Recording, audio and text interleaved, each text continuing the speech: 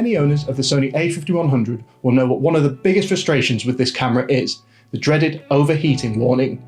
You typically get this message and eventual shutdown of the camera when you're recording video. For me, this consistently happens after 25 minutes of continual recording. Though many of you have said in the comments that this can happen much quicker for you, some as low as 10 minutes, which frankly makes this camera unusable for recording video. And even if the camera shuts down after 25 minutes like mine does, it takes a few minutes for it to cool down enough for you to be able to use again. This makes it a serious problem if you're recording pretty much any type of video, and I'm sure you'll agree is a big downside of the Sony a5100. So can the overheating problem of the Sony a5100 be solved completely? Well, unfortunately, probably not. But there are a few things that you can do to help, and that's what we're going to go through in this video. Before we get started, I make lots of videos about tips and tricks for Sony E-mount cameras, so if that sounds like your sort of thing, please consider subscribing to the channel and dropping a like on the video. So the compact size of the Sony a5100 is the main reason that it heats up as much as it does. There's simply nowhere for the heat to escape from. When you're recording video, the processor gets hot. Is this camera overheating so much from its small size, poor design, or simply a sacrifice they had to make to keep the camera this compact? Well, that's not for me to decide, but what we'll start with is a video test to see how long it takes the camera to overheat. I'm going to be recording at 50 frames per second using the a5100 video format. And during the test, I'm not using any of the tips that I'm going to use later in the video so that we can compare at the end.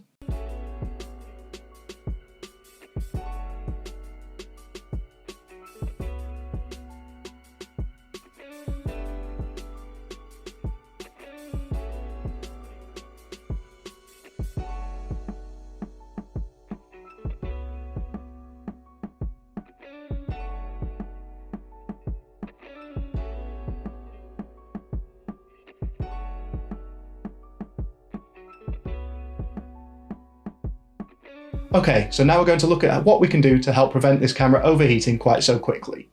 The first tip is as obvious as it's going to get, and that is to record in the coolest place or room as possible. This is obviously situational. If your house is warmer in summer than it is in winter, then the camera is probably going to overheat quicker in the summer.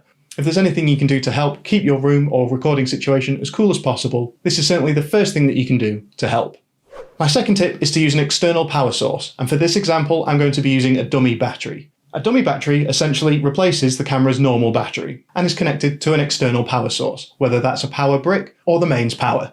If you're using the normal battery in the camera, of course this makes it much more portable, but it is another source of generating heat. By using a dummy battery, it's essentially removing that extra heat source. Now, it's the processor that generates the most heat, but by removing another heat source from the camera, it will help keep the recording last a little bit longer. Dummy batteries cost around £30, $30. You only need one, and I generally find they're pretty useful, and you can also use it in other situations, say when you can't replace your battery. I'll leave a link in the description below to the one that I use if you want to pick one up yourself. And using a dummy battery is definitely a big thing that you can do to help keep this camera from overheating quite as quickly. The next tip is to check what type of memory card you're using. I always use SD-XC memory cards because that means that you can use the faster recording formats such as XAVCS. But there are different types of SD-XC memory cards. But the important thing to look for is the data rate. This is written on each card and will say something like 80 MB per second. This is effectively how quickly data can be written from the camera to the memory card. This happens all the time while you're recording video and is another source of heat. So one thing you can do to help prevent this camera overheating quite as quickly is to pick up a memory card with a higher data rate. So if the memory card that you've got, for example, is 80 megabytes per second, you could try using one at around 150 megabytes per second, which is generally the data rate that I use on my memory cards, which might explain why I get 25 minutes recording time. Again, I think these will be incremental changes, so using lots of these all in conjunction with each other will slowly help and hopefully help improve on how long it takes this camera to overheat.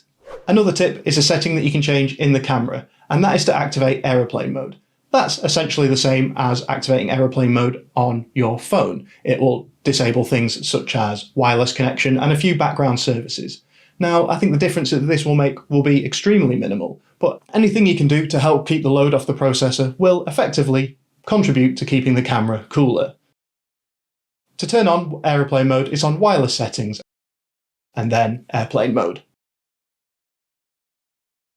Another thing you can try is another simple tip, and that is to just keep the screen off the body of the camera. By this, I mean utilise the camera's flip-up screen capabilities. If you've been recording for a long period of time, the screen itself is another source of heat. So keeping that away from the body of the camera where the processor is a way of keeping these two sources of heat apart, and will also help by letting extra heat escape from the back of the camera, as it will no longer be blocked by the screen. Finally, a little thing that you can try is make sure your camera is on the latest firmware. The latest version as of 2020 is 3.10, and you can check this by going to Setup, Tab 5, and then Version. If you're already on 3.10, then there's nothing to do here. But if you're not on that version, you can check out this video here where I explain exactly how to update your firmware. Now, I don't think this will make a big difference, but it will help because this version of the firmware included performance upgrades, which hopefully will help keep the camera a little cooler. So that's all the tips that I have for help keeping your camera cool. I'll run another test now using all the tips that I've just suggested and see what difference that makes.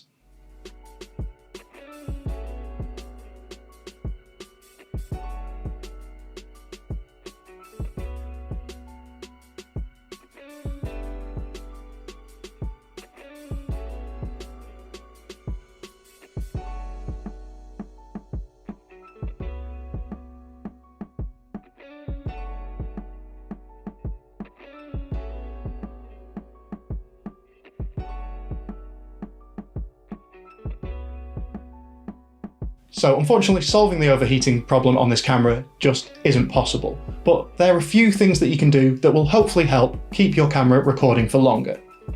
If you've enjoyed the video, please consider subscribing to the channel and dropping a like on the video, and if you want to check out any of my photography, you can find it on Instagram at aaron.prescott. But that's it from me for now. Until next time, see ya.